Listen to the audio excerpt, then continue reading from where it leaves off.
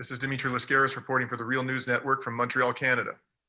As the Real News reported 2 weeks ago, a flotilla of ships has set sail from Copenhagen to the besieged and devastated Gaza Strip. They are carrying human rights activists from around the world. They are stopping at various European ports as they make their way toward the Eastern Mediterranean, and their goal is peaceful: to draw the attention of the world to an unlivable open-air prison in which 2 million Palestinians, one half of whom are children, are trapped. I will be joining the flotilla in late June to cover the voyage for the Real News, and in the interim, we have been speaking periodically to some of the activists who are taking part in this expedition. And today we are joined by one of those activists, Ron Rousseau. Ron is an Indigenous activist who lives on the Carcross Taglish First Nation in the Yukon in Canada. He is president of the Whitehorse Local of the Canadian Union of Postal Workers, second vice president of the Yukon Federation of Labor, and Aboriginal vice president of the Canada Labour Congress. He was also part of the initial startup of the Idle No More movement in the Yukon. He joins us today from La Rochelle in France on the Atlantic coast. Thanks very much for coming on the Real News today, Ron. Good afternoon. Yes, and thank you for having me. So Ron, you've traveled quite a long way to participate in the Freedom Flotilla. Please tell us why you've chosen to involve yourself in this struggle. You know, as an Indigenous activist, we feel that it's necessary to be defending and making people aware of what's actually happening inside of Palestine and the people that live there and how they're under siege. And do you see parallels between what Indigenous peoples in Canada have suffered at the hands of a colonial system and what is being done to the Palestinian people? Very much is when we look at our history, we were some 200 million in North America, and our people were slaughtered. Our people were had bounties on us, and at even up to the point of where we were moved onto reservations where we needed a pass system to leave the reservation, even to go off for medical, you needed to ask permission to leave. So we were inside like a landlocked jail as well, up until the 50s. Mm-hmm. And your union, the Canadian Union of Postal Workers, has issued a strong statement of support for the Freedom Flotilla and has in the past historically adopted positions that are quite supportive of the Palestinian cause.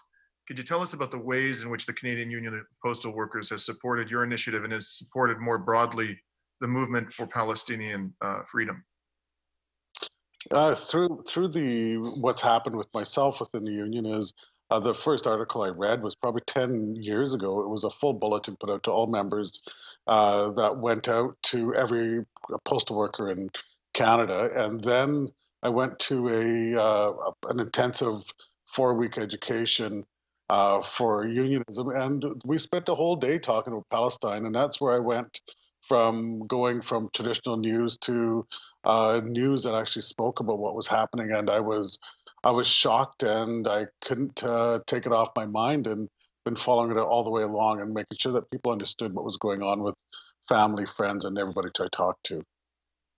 And has the union taken a formal position on the boycott, divestment, and sanctions movement? As of now, we've talked about it and that they've started, but I don't think it's in full force as of yet. Okay.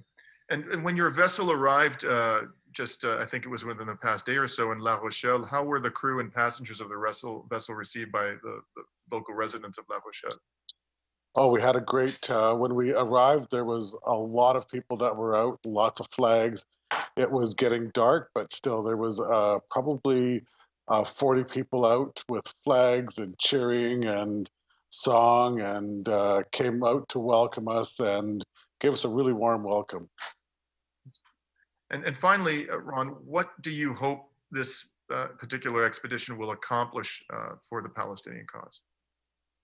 Well, with it is the more that we get out and the more people we talk to, the more that we have people aware of what's going on. It's like we say, is with our own government, is no action is, as far as we're concerned, is silence is almost like compliance. So we need to ensure that people are aware. People need to be speaking, talking about the issues, bringing it forward, especially as political issues, and having our government stand up and take a strong stance on what's happening. as well as the other governments, and making people stand up together is the only way we're going to take care of this. Because right now, we're not seeing anything going on, even inside the United Nations. Well, we've been speaking to Ron Rousseau, president of the Whitehorse Local of the Canadian Union of Postal Workers, about the Freedom Flotilla expedition to Gaza. Thank you very much for joining us today, Ron. All right, thank you. And this is Dimitri Lascaris reporting from Montreal, Canada for The Real News.